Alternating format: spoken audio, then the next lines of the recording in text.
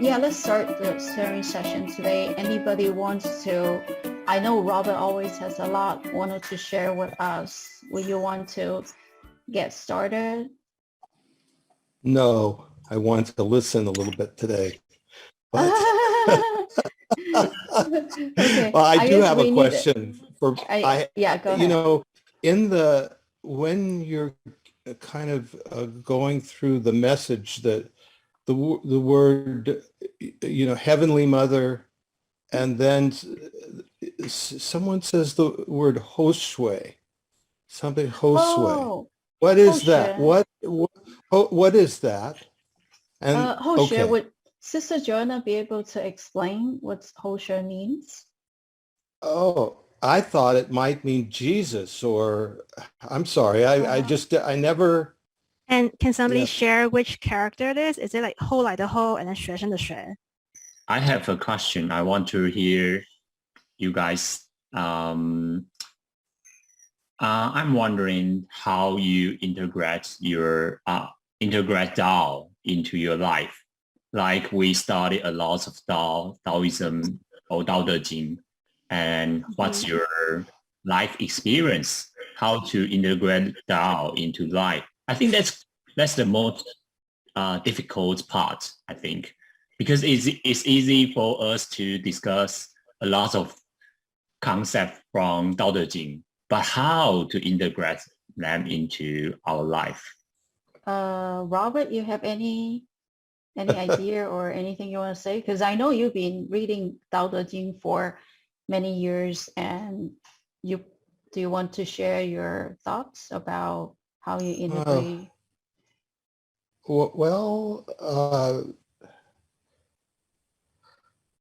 As I've said before, I think the most Tao to me, after years of studying it and writing about it, is the most basic thing there can be. If in physics, it's like Einstein finding the unified, which he never did, theory that links everything together. The Tao is something that is what I call the unifying factor. And I believe that the closest thing that human beings can come to knowing Tao is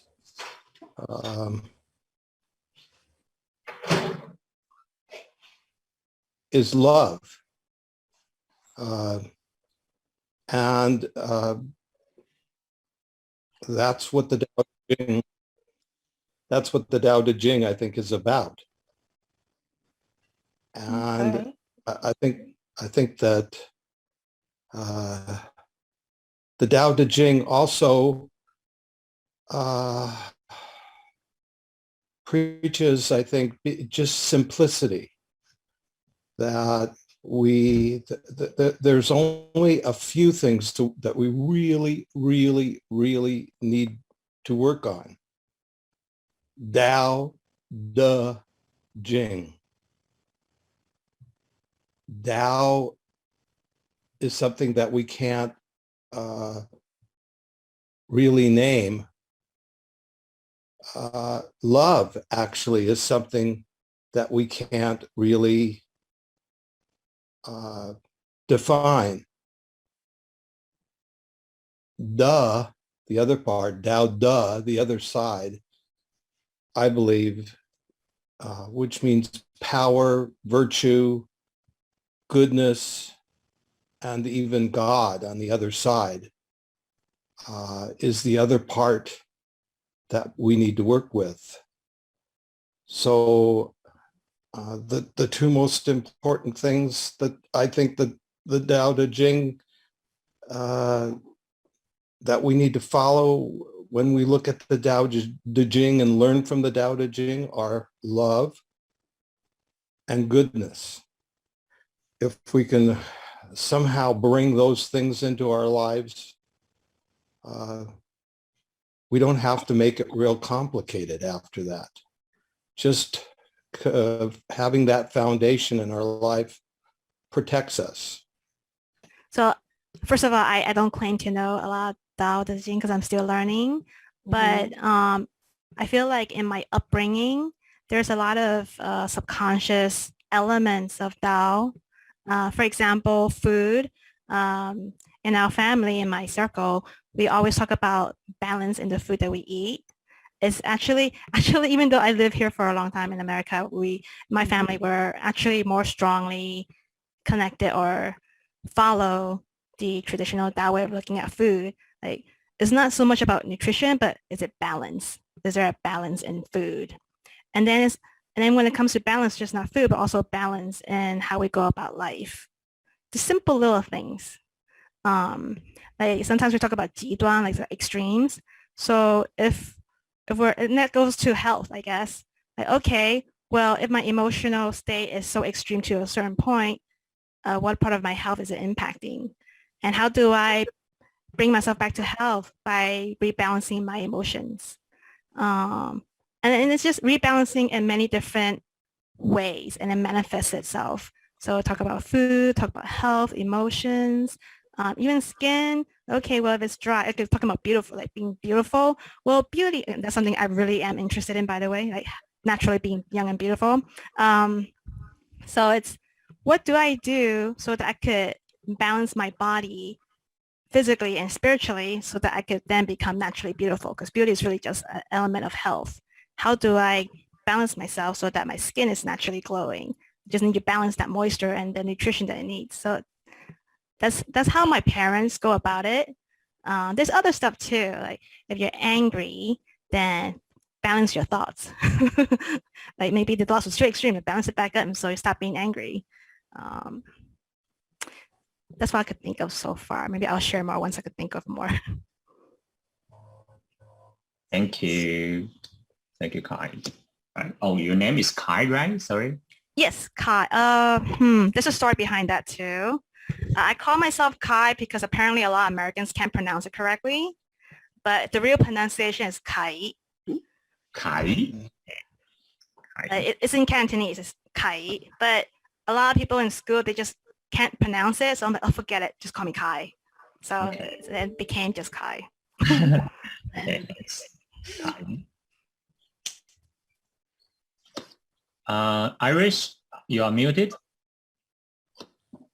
Oh, okay. Thank you. Thank you. I wanted to share that in Chinese, there's a saying that it says in Chinese, the phrase is, if your heart is beautiful, you will look beautiful.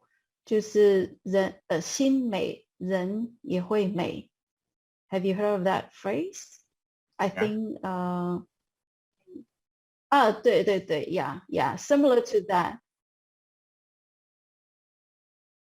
Right. It actually directly meaning it's kind of like if you have a beautiful heart, then you have a beautiful soul. Pretty much means then you will look beautiful. Your skin will glow like naturally. That's good to know. I'll remind myself that. Yeah, that's like I think it's quite a popular Chinese saying. Yeah, and I think it's you need to have a lot of compassion to me. And any on this topic brought from Joanna, I think yeah, in Chinese traditional medicine, I think balanced diet is quite important, and I think balanced mindset is also important. And but I think if we eagerly want to drink some cold beverage, and in Chinese traditional medicine perspective, it's not good. But if we insist to do or eat everything we said is good or is beneficial for our body, it might become a attachment. So I know some doctor of Chinese traditional medicine. I know one, he said, if you want to eat some like fried chicken, maybe you can just have one. And if you want to eat ice cream, just eat. And but consciousness to have it, because we easily suppress our desire. So desire just go into our subconsciousness. So we feel lots of conflicts into our subconsciousness. So the doctor said, you can have one consciously, but don't try to, because we easily, like many vegan or vegetarian, they actually, I found they attach to certain diet philosophy, and they try to impose people around them to agree with the philosophy and try to become a vegan or vegetarian. I think that's attachment. So before I was a vegetarian, but now I am vegan. I try to eat some meat free, like my parents. They eat meat, but I tried not to eat before. But when I have dinner with them, my mom got mad. They try to control my diet, and I say, okay, just let go. I can have some in the noodles. I won't pick them up, because when I pick them away, throw them away, my mom got really mad on this. So I think I agree with you. yeah, I agree with what you're saying. That, but the people, I'm not a vegetarian. If I was younger, I I would I would have become a vegetarian, I believe. I would try, but I agree with what you're saying. You're saying you're taking kind of a Buddhist point of view, not be attached, and every once in a while, it's okay to break the rules. I think that's what you're saying, right? It's okay to break the rules once in a while and then go back to what you would think is more healthy. Is that what you're saying? yeah, because attachment will poison your mental condition. Yeah, like I know, like Stephen Jobs, he was a vegetarian, but I knew he had strong attachment on certain things. So I think his mental he had some mental issues. Yeah, so I think Dao doesn't mean that we need to become a certain form. Like you must become a vegan or vegetarian, and then that's Dao. No, I think Dao have a balanced view, like what Kai share, balance situation in our mental health. Like for me, I try to express my anger, my jealousy in a gentle way, like writing journal every day. I try to express all my emotions in a daily basis, so my emotions won't grow bigger, and I accept my negative, so-called negative emotions. Nowadays, people think, oh, you should not have negative emotions, but it's impossible. We just suppress them into our subconsciousness. They don't disappear. They just buried they were buried by ourselves into our subconsciousness. So I think Tao is yin and yang. We have dark side, we have bright side. So I try to embrace my these two parts. And I also try to accept people around me. They have negative side and they have positive side. So try to make it balance. try to see it neutrally. Like when my parents express their angers, I try to see it neutrally. Maybe they have their own issues, not because of me. Yeah, I think no one can trigger your emotions. So that's my concept about how to have relationship with others. Let me share a little bit. For me, I will set a boundary. Everyone is different, so what I don't like, I don't limit other people. I think whether you're going to be a vegetarian or not, you're eating meat or not, it's a free will that it's a personal choice. It should not be limited, like your parents shouldn't be limiting you. I mean, maybe when you were young, but when you reach adult age, then you have your own thinking and your own thought, then it's free to do. It doesn't harm people or anything. And then I have to set boundary when I deal with people or handle people, and there's a limit of everything that I believe in. When they are over my limit or things that I couldn't take it, I think for personally, what I would do is I would take a break and then I'll walk away from it and let the issue cool down a little bit. Then maybe you'll come back to it. But you definitely wanted to set a boundary and let the other party know that, you can't go over a certain limit. Just that's also protecting yourself. That's how I would handle things. Yeah, I think personal boundary is quite important. Yeah, and I try to make my boundary flexible, tender, but clear. Yeah, yes. Our boundary might change, right? Right. It could be flexible, Yeah. but then you have to make it clear. Yes. That's a vegetarian for nearly 40 years. I don't have any problem. It depends on how you think, treat, behave. My point is take it easy, as Iris just said. Yeah, so Sunshine just message.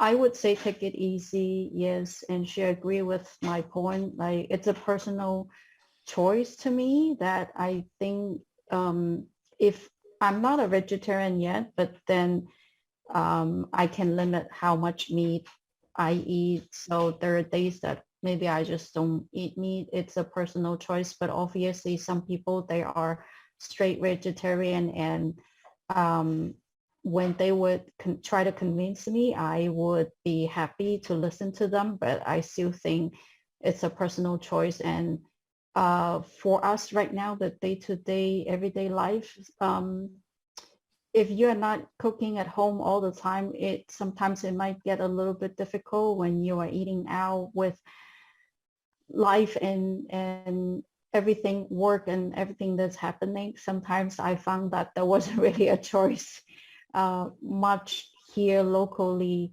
So it isn't that convenient sometimes. So I would take that into consideration too, myself.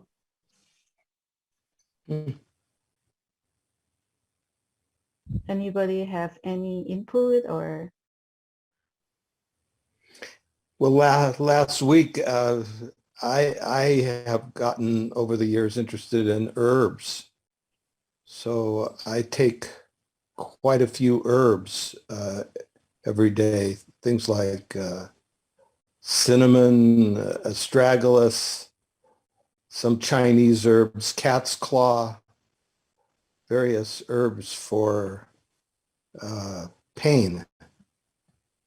And it's called cat's claw. That's the name It's of from the... south. There's another herb that I take. It's called devil's claw. Very and exotic it's name, for huh? it helps for inflammation and pain, stuff like that. So No, I get it, from it's called the vitamin shop. But, but no, I don't, I probably should, but it's right. It's not the time right now to go downtown to LA to buy there's probably some shops downtown, Chinese herbal shops. But yeah, Mhm. I And have some, oh, yeah, go sorry. ahead. I have a Go ahead. comment to what Ben wrote, and I also have like a follow-up to some of the things that are already brought up. So I'll go to the second one because it's easier.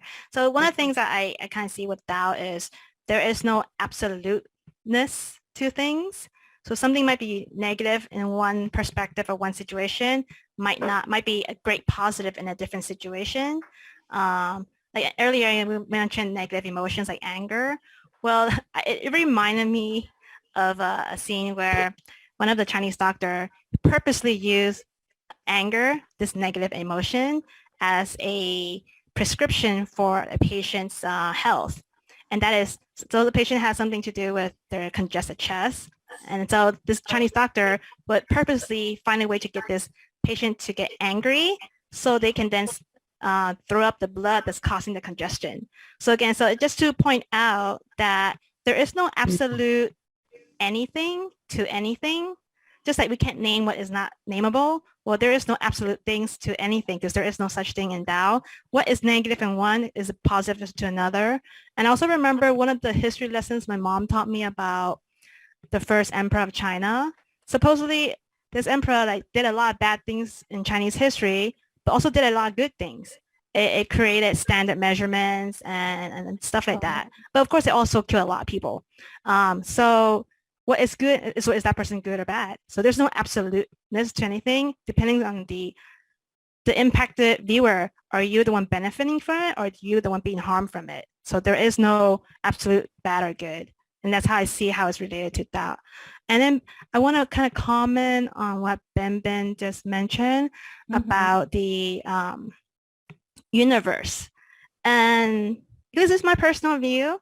I think there's a universe, again, perspective. Like, yes, right now we could talk about universe outside of our bodies, but there's also a universe inside our body. And I think that the most recent trend is about our gut, micro gut environment. There's actually a universe inside our gut too.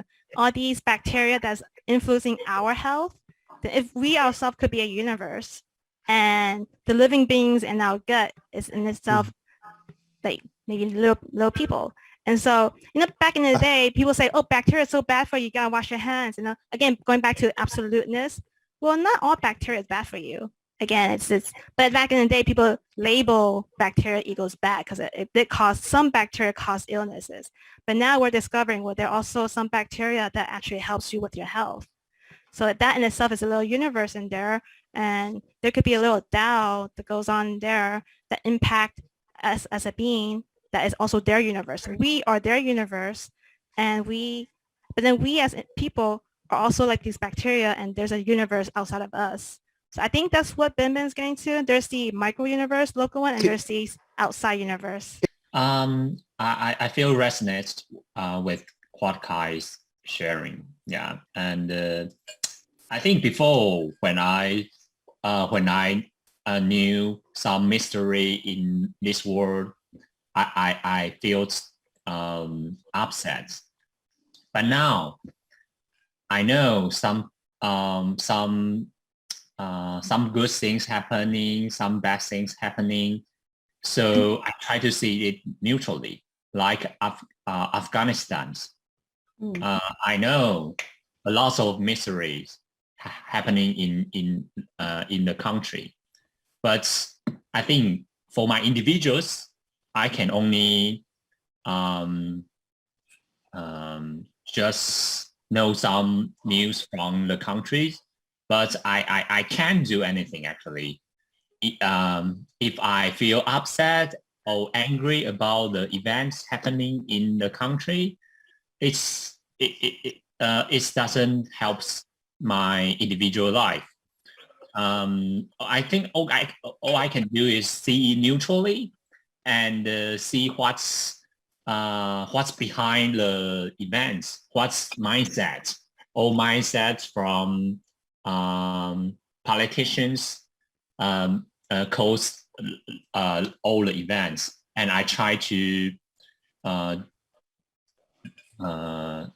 do in my life without like conflicts. I try to solve my conflict inside and do like love my surroundings.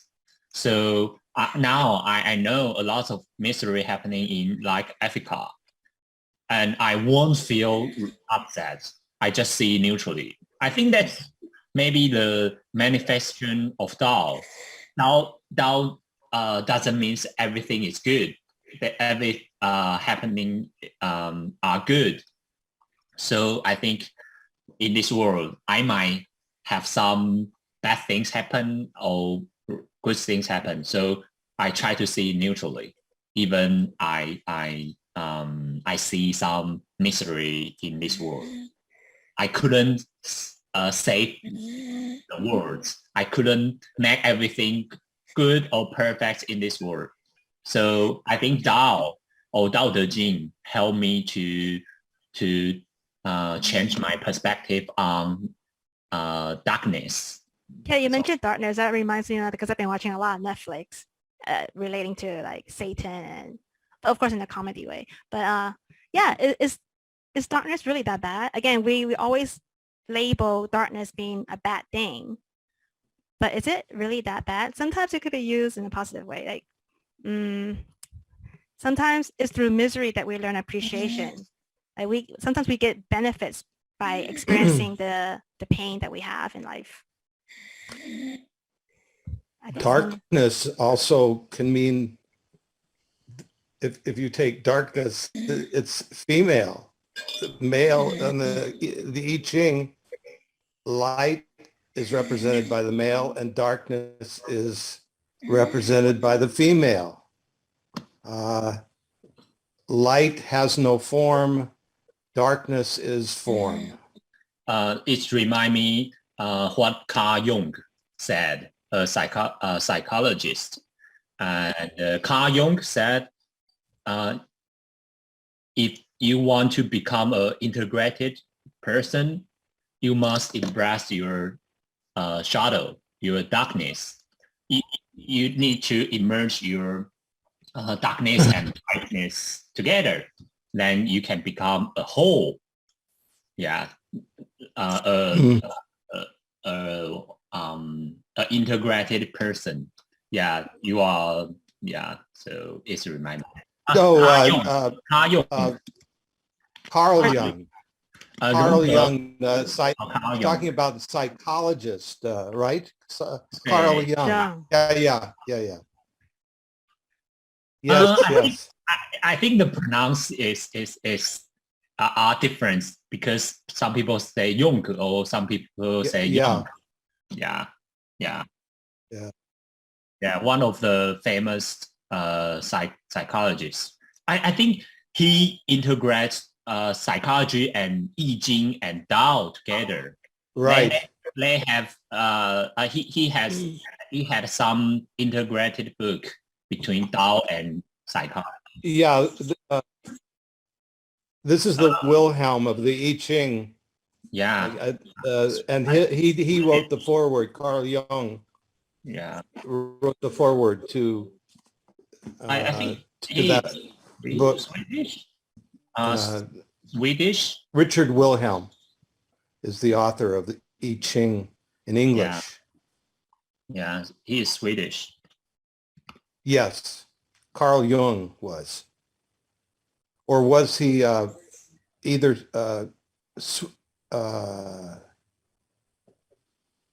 he might have been from possibly from Switzerland. Yes, he's one of the two or three founding psychologists in the field of psychology. But I wanted to mention kind of another point of view, and that is that I don't exactly exactly consider myself an artist right now because I'm not doing art, but I plan to do art again and I guess be an artist. And in art,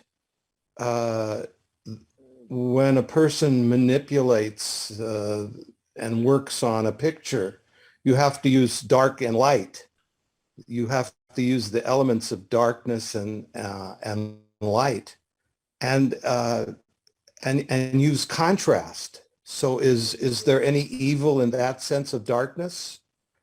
As an artist, if we didn't have dark tones, we wouldn't, you know, in doing a composition, it takes light and darkness to hopefully make a proper composition. So that a perspective, that's good too. Yes. I saw Ben also asked a question about what's relationship between non-attachment and the Tao, Buddhism perspective and Taoism perspective, right? I think Wu Wei similar to non-attachment, I think. Yeah, and as a leader, try not to show your personal characteristics. I think that's kind of way or non-attachment. Yeah, because now I can't see any politicians they try to show non-attachment or way. They always want to emphasize. I think most of politicians they try to emphasize what they are doing, while what they I think they want maybe reputation to help them to win next election. I think so.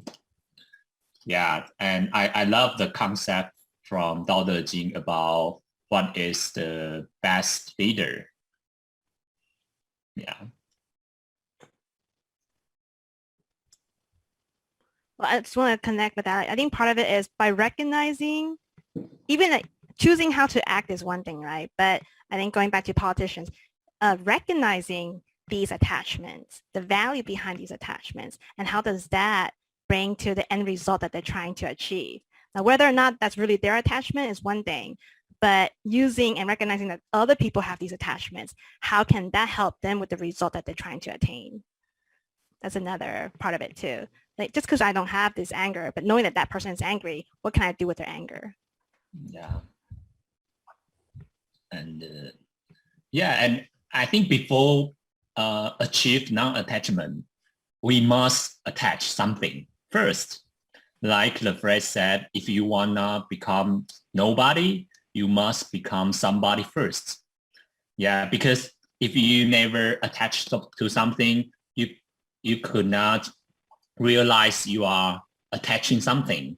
Then you couldn't let them go. You couldn't put them down. So I think that has a developing path. You need to take them up and put them down. So it's a process. I think we must have. Yeah, like we want to become egoless. We must we must have strong ego first. Then we can realize, oh, I have strong ego. Then I can process my ego, then try to become egoless. Egoless, yeah. So that reminds me of a lot of these Chinese movies I watch about Taoist gods. I feel like that kind of relates to it. You know, when you're talking about you have to first experience ego to understand not being ego. I feel like in those Chinese movies, they have these gods sent down to earth to experience all these, whether having ego or whatever emotion, so they can understand the opposite of it. I kind of take a point of view that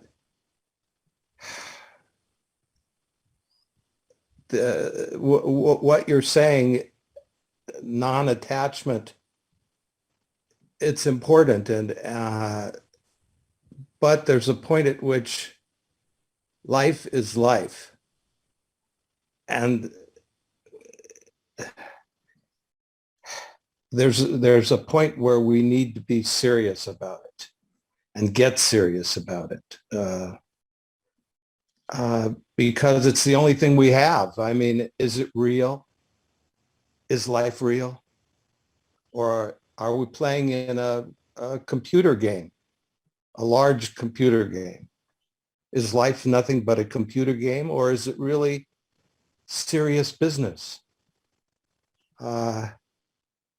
And I think that there are two sides. If you're not in this world and you're looking down at this world,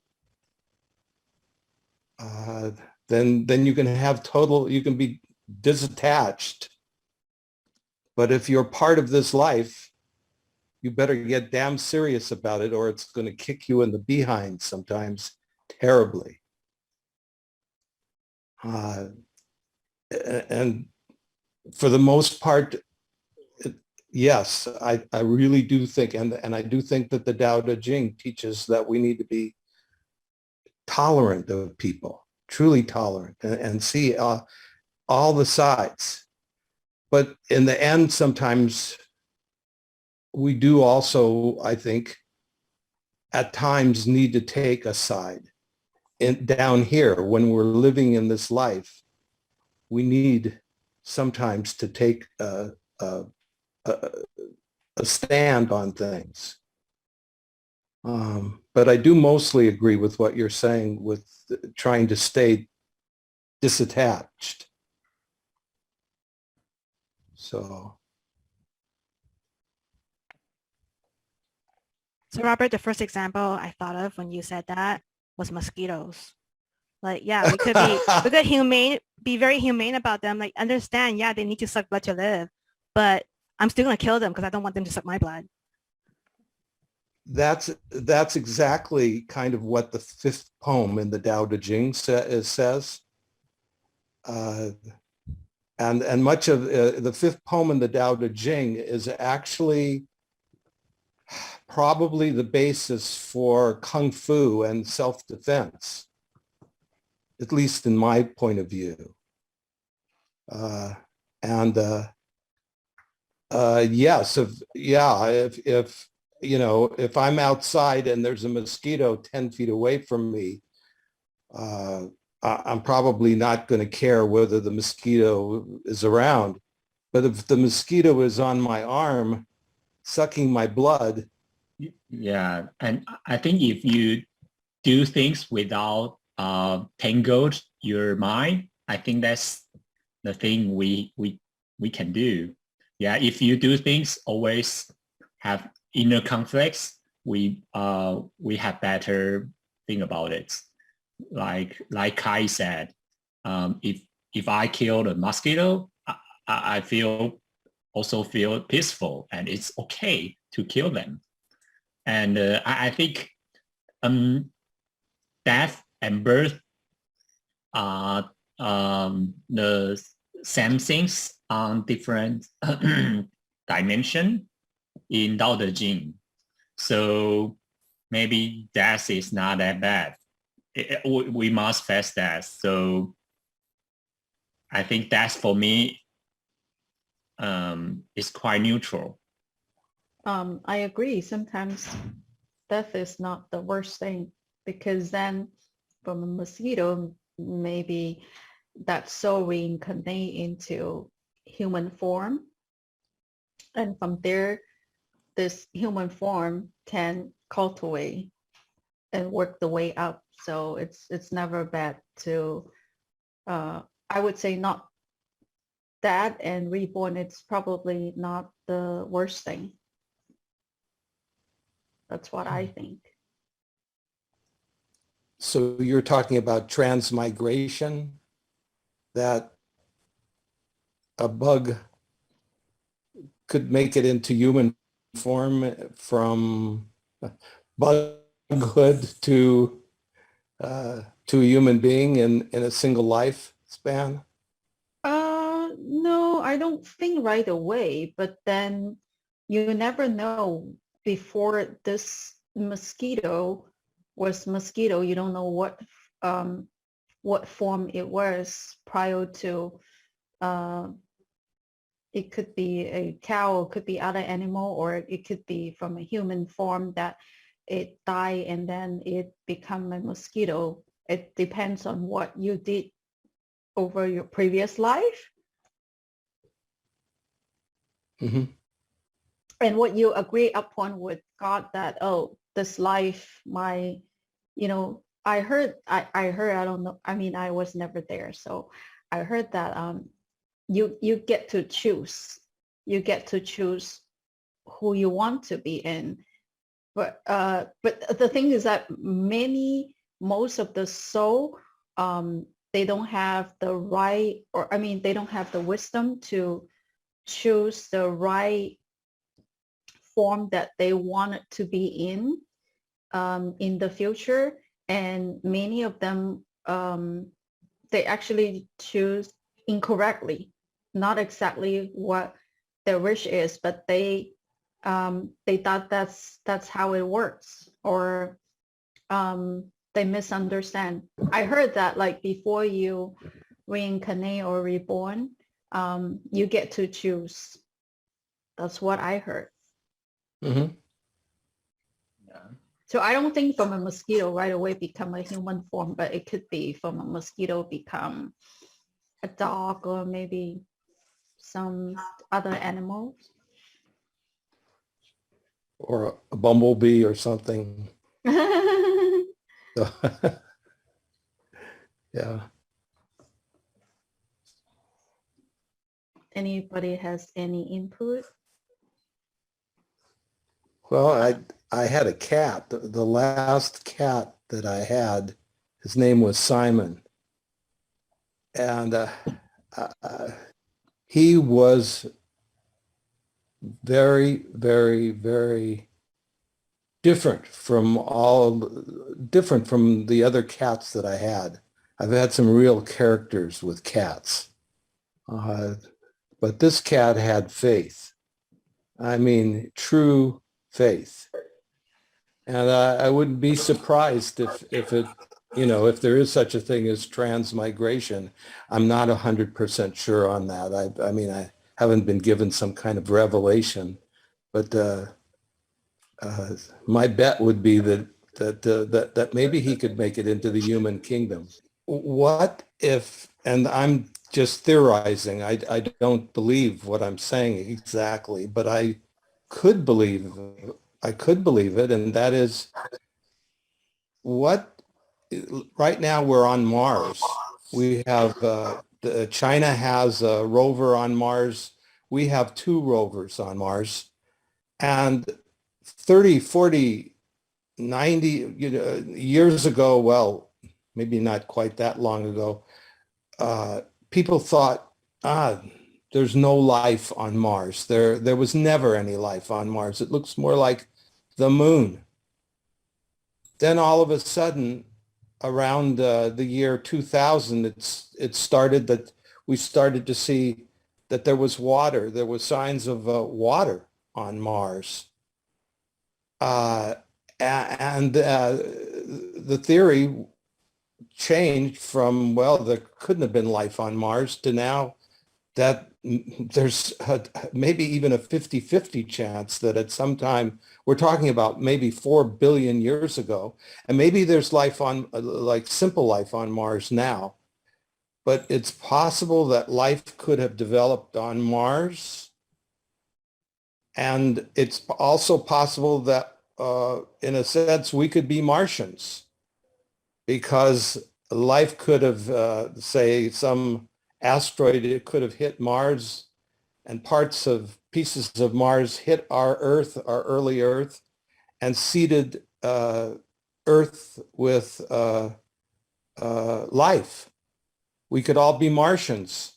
But the point that I'm trying to make is that billions of years ago, life could have evolved through insects, and we could have had like a human-like, in a way, insect that developed into a conscious living being that was truly intelligent as any human being, either that or dinosaurs could have had a species. We're talking about all these alien beings that are supposed to be coming to our Earth, and I think maybe they didn't exactly come from the stars. It's possible that they could be living inside the moon. And this is just a theory. I'm not saying that this is true, but I am saying that there's a possibility that there's a number of life forms that could have started on Mars, on the ancient Earth, and still be with us and be even more technologically advanced than we are right now. It could be that there are some insect beings that came from Earth and have chosen not to contact us, but could be, say, under the ocean if they're technologically more advanced than us. That's definitely a possibility. And those aliens may not be exactly aliens, from the stars, but from our solar system. So.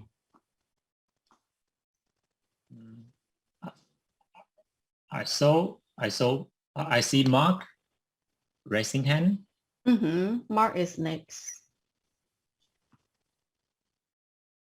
Can you hear me? Yes. Okay. I want to kind of make a statement and ask a question about something that was brought up at the beginning of this session. And a few people were talking about the vegetarian thing. And so I guess I'll preface my question with the statement. I never planned to be a vegetarian. It wasn't really, it was something I had thought about a couple times. And when I received Tao at the temple, they asked me, please, don't eat meat for 24 hours before you receive Tao. And I did that. And I fully intended on having a cheesesteak when I came home from the temple that day. I had about $300 worth of frozen steaks and chicken and all kinds of meat in the freezer. And so my statement is, I got a cardinal sitting over here on my porch right here, about 5 feet from me eating. It's cool. Something clicked. I don't know what. I don't know what happened, but there was a deep knowing beyond any well, maybe I'll be a vegetarian. It was just, this is what you are. You're not going to eat another animal. It was just this deep knowing and I'm not pushing that on anybody, so I hope they're not taking it that way, because my question is more along the lines of, I want to know if anybody else has had a deep experience that came out of nowhere, that all of a sudden you just knew something and it changed the trajectory of your life. So I guess that's my question to the whole group. I apologize for switching the conversation from insects and aliens, and you guys could go right back to you could go right back to it if you want. But I'm very curious. Has anything like that happened to anybody else where you just something just really powerful came one day, and that was just the way your life was going to be from that day forward? That's all. I can share, but I don't think it's as extreme as what Mark you have shared. So I study abroad. I have a roommate who's Korean. She ate a lot of garlic. So that's the first time I realized, oh, wow, what you eat does impact how you smell. And then I started to notice, okay, I wonder, because I do notice there are a lot of people around who smell a certain way. And now because I realized, oh, my Korean roommate smells like garlic because she ate a lot of garlic, then I wonder, is it the same for other people around me? Like, do they smell a certain way just because of the way they smell? It's not because of them. It's not because of genetics. It's just because of what they eat. And then I reflect back to myself, like, well, then do I smell a certain way because of what I eat? And so I start wondering, like now I no longer associate that body odor to that individual. I now associate that body odor to what the individual was eating. um, and make me see a person differently and see myself differently. And it also helped me kind of decide, well, then what do I want to eat? How do I want to smell? And like, so like going back to meat, like certain people, like, so I noticed some friends, they like to eat a lot of meat. And when I smell them, like, yeah, they actually smell like that cow that they're eating, like their sweat and everything does kind of smell like beef. And some other people who eat other stuff, like, yeah, I guess I'm kind of like, you know how some people like they specialize in how wine smells like. I'm like slowly specializing how body odor is and where it's coming from. And it's just like, you know, a subconscious hobby that I have. But yeah, that kind of changed my life. Like I'm starting to analyze body odor to what maybe what they were eating, and it's not genetics. I somewhat agree because what I do is property management. And I remember years ago, I went into a unit that is a Korean family to do service. And because they eat a lot of garlic, the moment you get in, and also you could smell the whole house is like garlic, and the refrigerator also as well. If you open the refrigerator, you could literally, like, if there's an ice maker, for sure the ice is like a garlic flavor kind of thing, because they eat a lot of garlic. I think it's well known that Korean eat a lot of garlic. Yeah, and I think it has to do with the body odor, has to do with what you eat. But if just a little bit, I don't think that it will dissolve in your system.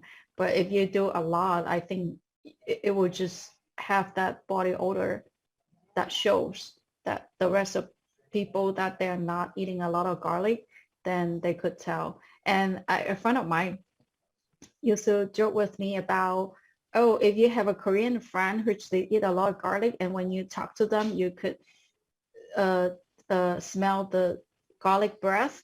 And what you do is you eat garlic as well, and maybe you eat more garlic than they do. So when you talk to them, then you don't feel that bad breath coming from them. So that was a joke from a friend of mine. Yeah. Anyone else wants to share? Well, I didn't have a experience with food, but maybe about, I guess about 60 years ago, I went through a period of time where I wanted to know whether there was a God or not. And I spent months doing everything I could to find out if there was a God. And finally, after trying to find God, I realized that I hadn't found God. And I broke down and I was crying.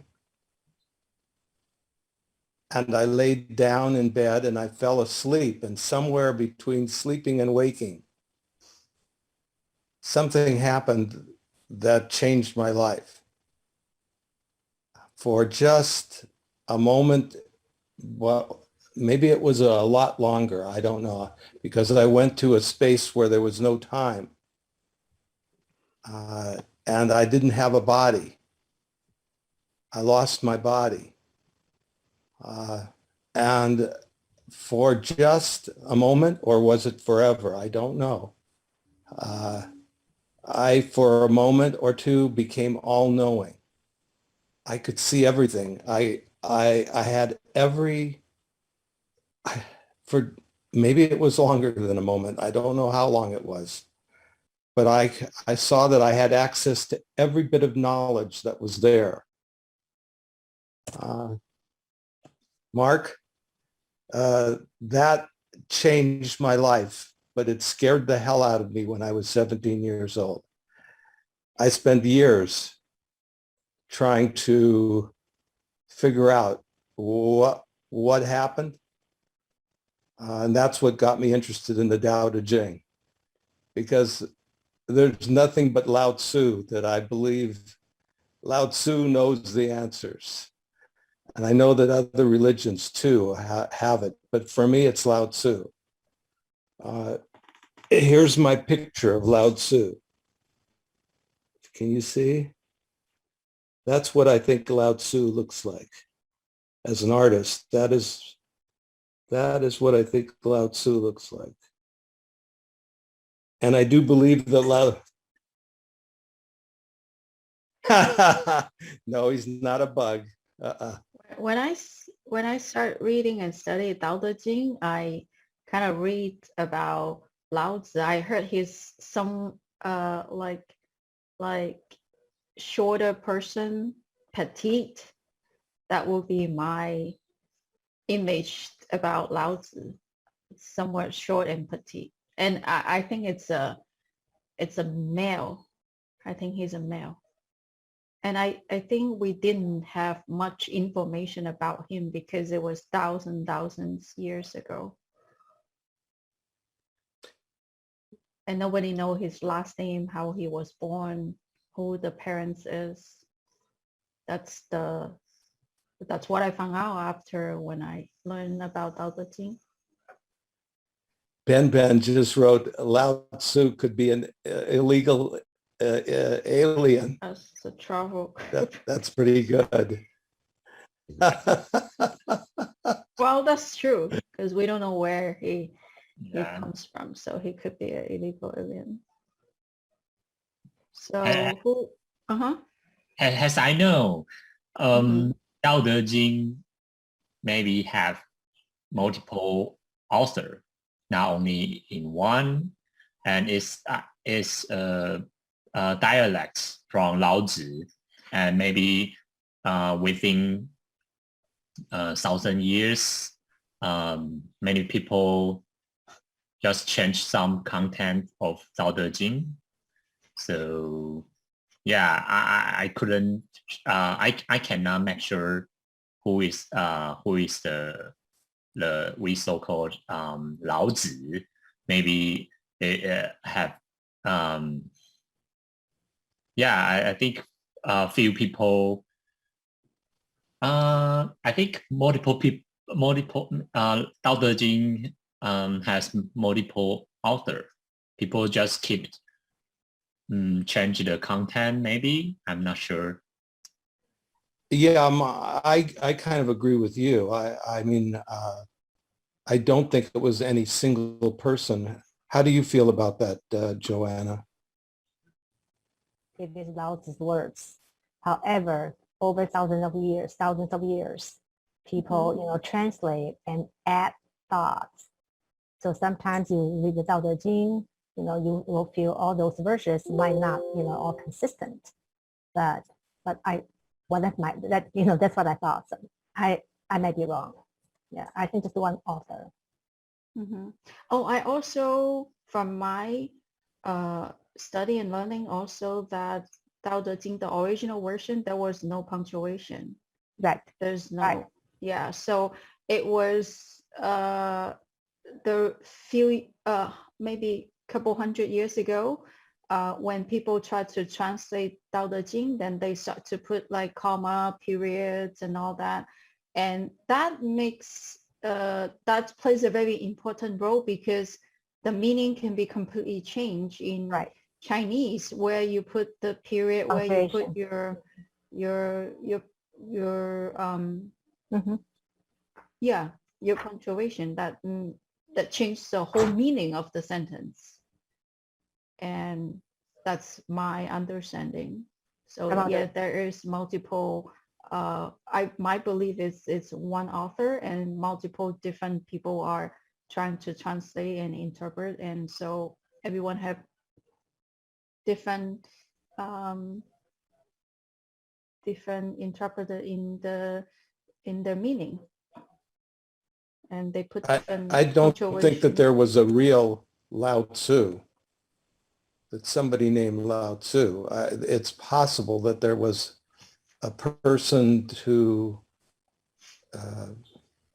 and I'm reluctant to exactly say author. I know you've heard me say this before, that I think it was verbally transmitted in the beginning and then written down.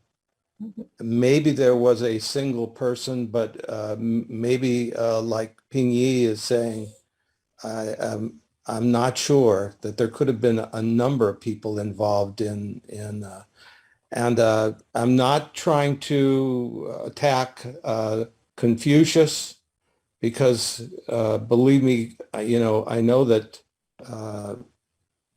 but I do think that there are things in the Tao Te Ching that are critical of what, and the philosophies of the day, critical of the philosophies of the day. And the Tao Te Ching, and I say Lao Tzu, but I don't believe that there was a real Lao Tzu 2,500 years ago. It's a made-up name but I don't know for sure. I'm just talking as this. I'm just saying that I don't. But it is possible that one person, but his name wasn't probably Lao Tzu, if you get what I'm saying. I heard that, I mean, from my study, that he had a last name of Li. Maybe his last, huh? Li or Yeah, was, yeah, his last name. Well, we were told. oh, the last name Yeah. is 耳朵的耳. Li Er. Oh, okay. Last name is Lee. Yeah, that's what I remember. Yeah. Oh, yeah. First name is. Oh, okay. So in a way, he does have a name, but it's just not officially confirmed, I think. But I thought he was the imperial archive keeper, right? Yes. Yeah. So he was, he was real. He was real. Question. Can you guys hear me okay? Are you guys able to hear me okay? Yeah. Yes. Kind of, yeah. Okay. How about now? You're a little louder. Okay. I'm not the scholar on any of these things. I think there are a few people here who are scholars on the subject. I'm not one of them. But it doesn't seem to make sense to me that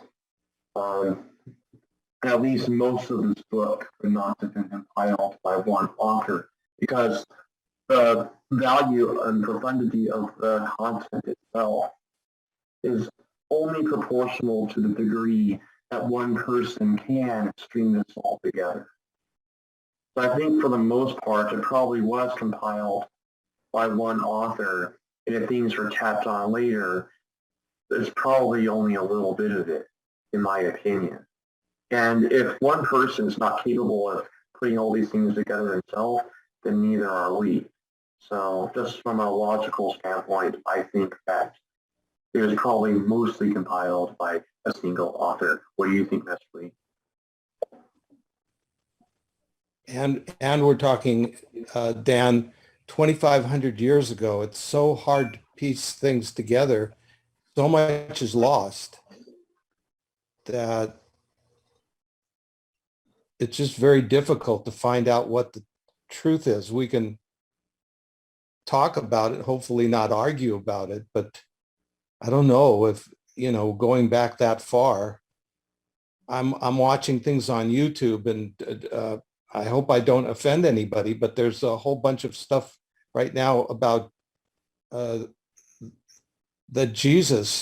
the Roman Empire created the story of Jesus and Christianity, actually, and that there wasn't a historical Jesus.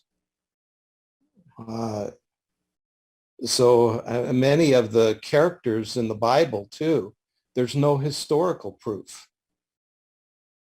And I'm not denying that the truth of the religion and the spirituality, but when you're going back so long, so many years, it's hard to, and it doesn't really matter if in the stories they're telling a truth. Does it really matter? I think my comment is the lockdown and the coronavirus might not be a bad thing. I've at the beginning of it, like literally everything stops and shut down, and that just like what Robert said, to me, I think it's a better time to think about your life, to cultivate again, and to be focused again. Then you can't go out. There's no gathering, no party. So a short period isolation could be a way to rethink about your life and refocus on yourself only, not having so many things that is distracted you in a day-to-day life. I mean, I personally don't think that the lockdown and the coronavirus it's a bad thing. But of course, it shouldn't drag too long, like a short period of isolation. It's an opportunity for us to, for some people, maybe an opportunity to rebuild a life and restructure. I want to add to that too. And it's coincidental that I had a similar talk with my supervisor today. I actually took notes because I don't want to forget this thought. What I got of that talk with my supervisor was, while making others happy, remember to also make yourself happy. And it kind of connects to what Dane had mentioned earlier, like, the expectations of other people and such and such. And the conversation I had with my supervisor, who is Caucasian and I'm Asian, and we were talking about the cultural differences and cultural demands. And in particular, I can only speak for Asian because in Asian culture, there's a lot of cultural demands. Like, oh, you're supposed to do this, you're supposed to do that, you're supposed to have this, you're supposed to have that. And later on, we came to this conclusion, both supervisor and me were like, yeah, it's something to consider, trying to consider what is it that makes other people happy, but do it with the balance, like mentally and mindfully balanced with the fact that you also need to remember what is it that makes you happy. And make sure you, I've lost track of this word, it's on the tip of my tongue. Root your happiness with something that you truly value. And he gave an example where, and it's just a book review he had, like someone who's so busy making other people happy, studying so hard to be a doctor and such and such and such, and they did become successful, but at the end of the day, that person just want to be a book writer. I mean, they went through all that trouble. They went through all that. They went through the whole entire path to make other people happy and do all those things. But it didn't even matter to her happiness. All that person wanted was just to be an author. So I don't know if that helps you, Dane. Like, yes, you kind of mentioned, all these expectations in life from other people and such family expectations. But you also, again, I'm looking at Ben's comment. It's a great opportunity to kind of reflect, like, okay, what is it that you want? What is it that makes you happy? And like, only like, we can't dictate for you what makes you happy. Maybe all you want, okay, I'm just making this up, okay, thing. Like, for some people, maybe all they want is to be a farmer, and that's okay. Like, and growing, because I noticed, I'm just saying that because in my neighborhood, I'm starting to see a lot of people doing farming. They're growing a lot of fruits and vegetables. Yeah, and then they're happy. Like, they don't need a lot. Actually, they don't need a lot of money. They don't need a lot of material things. They're just happy being able to grow stuff. Can I cut in for a second and just say, Sure, of course, that Dan, all isn't lost. I mean, the 2 years isn't lost. You've learned some things, yes? Yeah, I learned a lot in the past 2 years. Very valuable stuff, things that you cannot fully put a value on them. Stay with you. So the important thing right now is to get up off the ground and do what you need to do. And getting back to the anger part, that's the hard part, where you feel that you've been wronged. And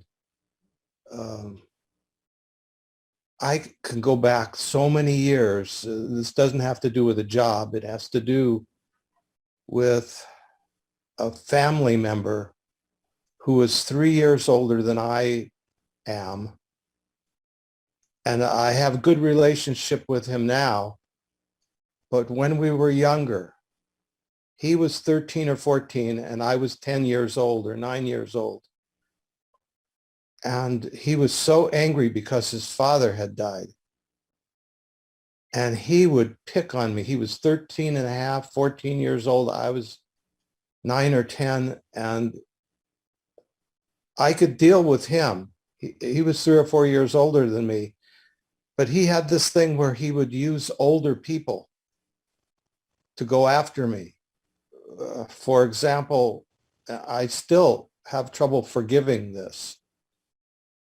He got somebody who was 16 years old to take a BB gun and shoot me in a garage multiple times. To this day, I mean, I had welts on my body. And I know that people go through all kinds of things. And the only way that I can forgive, this is just hard to forgive. It's just hard for me to forgive. But I know that I need to forgive. And I know that a lot worse has been done to people and they forgive. They find a way to forgive. And the only way that I can find the way to forgive is to have two different kinds of forgiveness. The first kind of forgiveness is from a distance. Somehow I know that from a distance, I know Ping Li was talking about non-attachment. I can have a kind of non-attachment to this and say, I forgive these people that did this to me.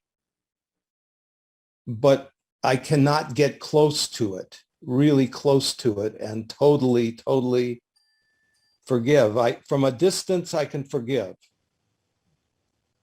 And I think, Dan, what I'm trying to tell you is maybe from a distance, at least, make an effort to forgive, because that is truly important. I think that get rid of the anger that I kind of sense that you have with your mom and with your parents and with whatever. It just doesn't do anybody any good to care. It's a weight. And the Tao Te Ching talks about weight. I mean, weights that we carry. Go where there's a taking lot of your advice. You students. gave me new advice. I'm taking it. I'm going to leave immediately. Oh, okay, Great. okay. I agree with you 100%. I'm gonna Yeah, leave because I immediately. don't want you to be in the circle. It seems like it's a bad circle.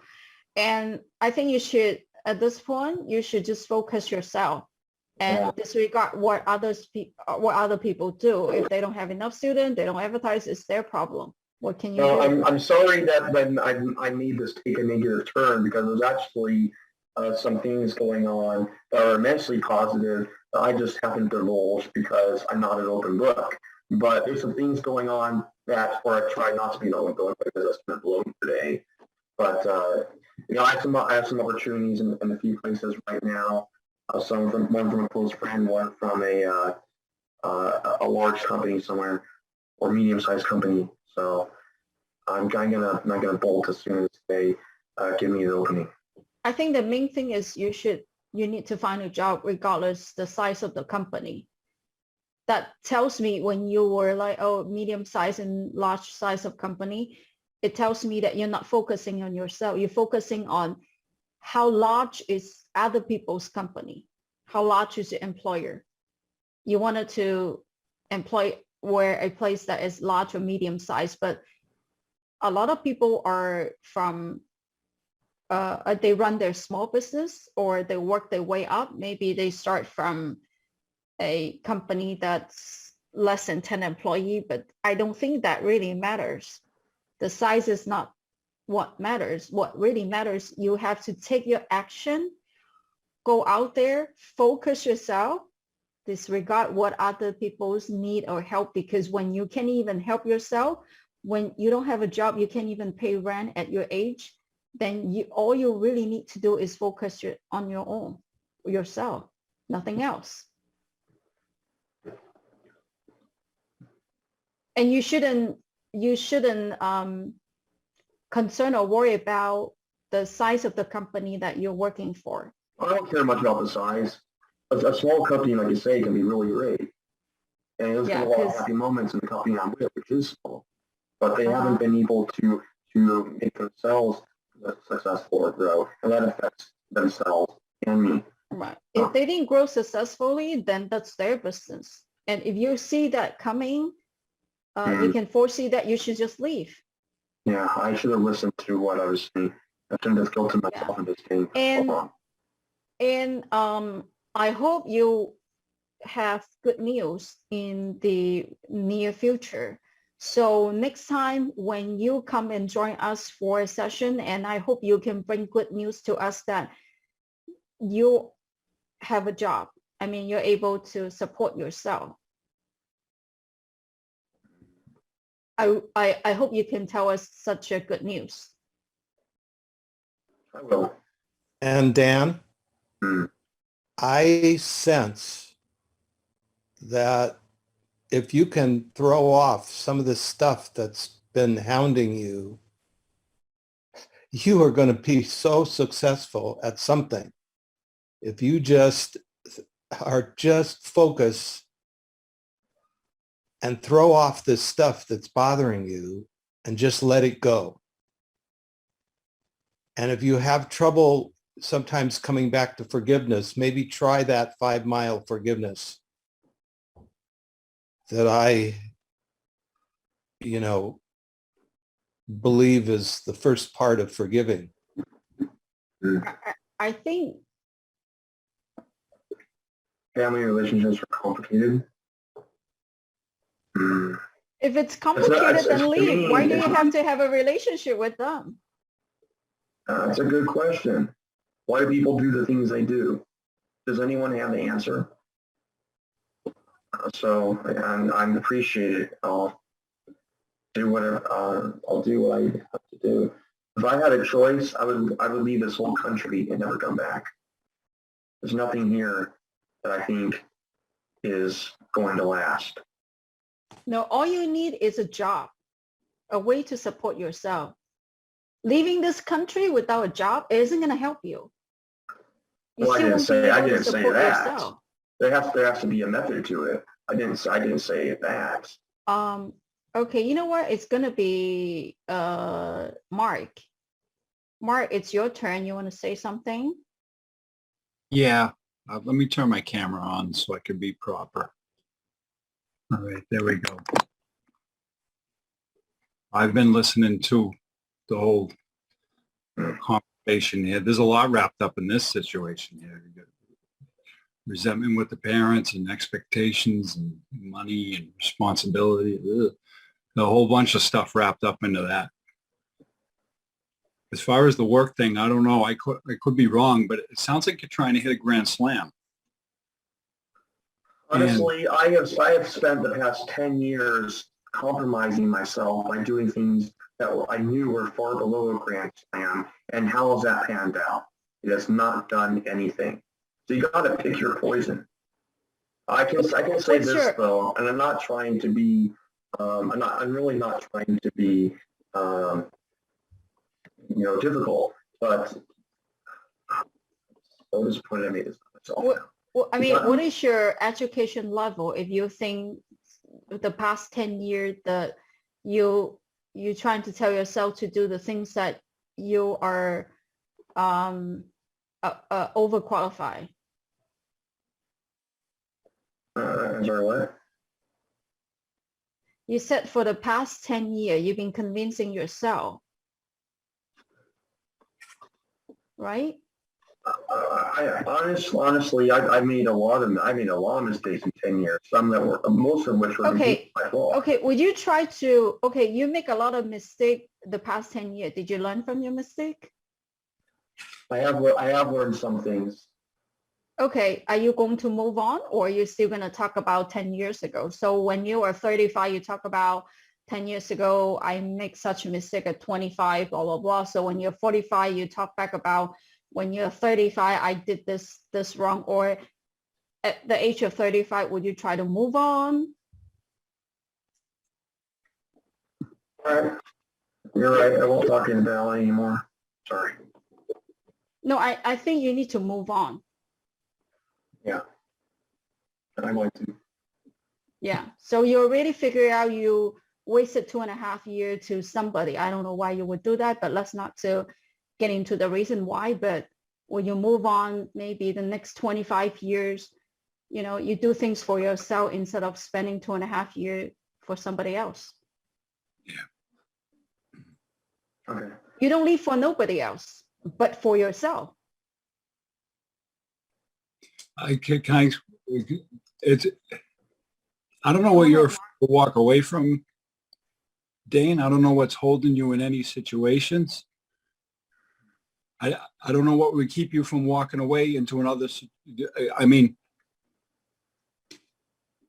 sometimes I'm starting a second business right now. I started one business and it's very good. And I'm a guy that's Did anyone tell you they're going to disown you for trying to start that business? Huh? I dealt with all kinds of every imaginable thing that could go wrong went wrong in my life when I was trying to start my business. Every That's why you imaginable. knew it was right. That's why you knew it was the right thing to do. It's almost as if I'm being tested, whether I'm proper for the position.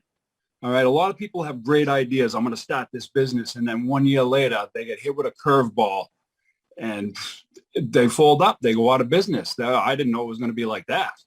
You know, but what I'm saying is if whatever you're doing is not what's in the cards for you, if you took a small step in another direction, but the small step might look like, oh, I'm doing something less. I'm moving. I'm painting houses, whatever the step is, it might look like you're taking a step back or a step down from what you think you should be doing. But then okay, I'm going to paint houses. And you paint houses and you're showing up in a great mood every day. And the person's house you're painting needs somebody to run his marketing campaign onto it. It's just, what I'm saying is that we just suck the ego up and just take that step and totally believe in yourself and see what the next thing that opens up is. Instead of saying, I'm not doing anything unless I'm the CEO of this company and it's got to be a 401k. And like, never mind all that stuff. Just take a small step, just a small step in some direction without feeling anything. Just take a step in some other direction and see where the universe brings you. You meet people. The right person shows up at the right time. Amazing things happen, you know? I lived like that. I was totally blocked off from everything. I don't want it unless I'm the owner of the business. I'm not going to labor for these people. I had all that stuff too, but I understand that. And I don't know what's in the cards for you. It's probably something really great, but you might just need to take a step back first. You're right. I see it. I see exactly what you're saying. What you're saying is completely accurate. And there's been very strong cooperating of people and events and things that have collided like you wouldn't believe in that direction. You're 100% correct. So I need to take some strategic retreat too. I need to pivot. I appreciate that. I want to tell you this. So I had this idea to start a second business recently, probably maybe 4 months ago, something like that. And I really wasn't making any ground on it, but I was thinking about it a real lot. But I really wasn't doing anything for it. About 3 weeks ago, I signed up on the internet for a computer class because I'm not that good with the computer, and it's a QuickBooks class. And it was like, well, this is one thing that I will need. So I signed up for the class. And I'm telling you, as soon as I paid the $300 for the class with my credit card, like within the next day, like other pieces started to show themselves. Like the next pieces started to show themselves that I couldn't see prior to taking that first step, which was the computer class. But you know, I wanted it to all just land. I wanted it to land on my lap. All perfect. I wanted it to land on my lap. But it's like I had to take that first little step. And then the next one, I talked to my insurance agent today that it insures my business right now. Now the next step is talking to her about that. And now a little bit more opens up. I can see a little bit more. But it's through those baby steps that happen for me anyways. In the Tao Te Ching, it says, A journey of 1,000 miles starts with a single step. Uh, I think it says that in the 63rd or 64th chapter. I don't know if that coincides with the illustration of the mountain or not, but I think that may be the same one, yeah. Mark, you have anything else want to say? Do I have anything else I want to say? Yeah, or any comments, any questions? No, this was fun. Yeah. Mhm. There was. This was a lot of fun. I got to know people a little bit personally through this little thing right here. You get to hear about other people's lives. It brings us a little bit closer together. So I like that. Yeah, that's true, 100%. I see somebody raise her hand. You want to go ahead and speak? Because I forgot, what do you prefer to be called? I just Kylie, just clapping and just think that this thing that I'm listening and I really enjoy it, and I like the way you are very straightforward and make really good sense, Iris. Oh, thank you. Yeah. I agree, Iris. Thank Good. you. Thank you. Thank you. So if nothing else, then I will try to end the session today as it's already 5:30. So do not hold your horse. Any comments, anything you want to say, speak now. Or forever hold your peace. Correct. I'll speak now. Oh, okay, go ahead. And then the final comments I've been wanting to say, I've been holding back. I feel like, I don't know how this connects with Tao. Maybe it does. I just don't know how to articulate it. No, we can transform our world through the thoughts and stories that we choose to keep in our head. And that ultimately we need to own our choices. Maybe we'll save that for another session. Like, I don't know how to connect that with Tao, but that's the thing that's been trying to come out of my mouth right now, and I've just finished it. It's awesome. Thanks. Everyone is welcome to message me or message to Sister Joanna if you have any thoughts or about Tao, and in the future, any topics you wanted to discuss or have questions about, then you can always message us and then we can set it up. And so for a different sharing session. Actually, so one we last can all thing. learn and grow together. The 13th poem says that we need to first go through ourselves and love ourselves before we can go out into the world and love the world. First, we need to, and this is the hard part, loving ourselves, because we often, and when I say we, I mean I too, I'm not talking about being a narcissist. I'm talking about loving yourself. If you can somehow come to love yourself, it opens up great opportunities in life.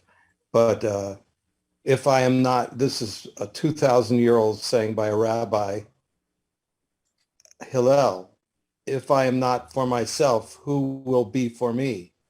But if I am not for others, what am I? And that's very much some things that the Tao Te Ching is involved with. That is what the Tao Te Ching is saying also.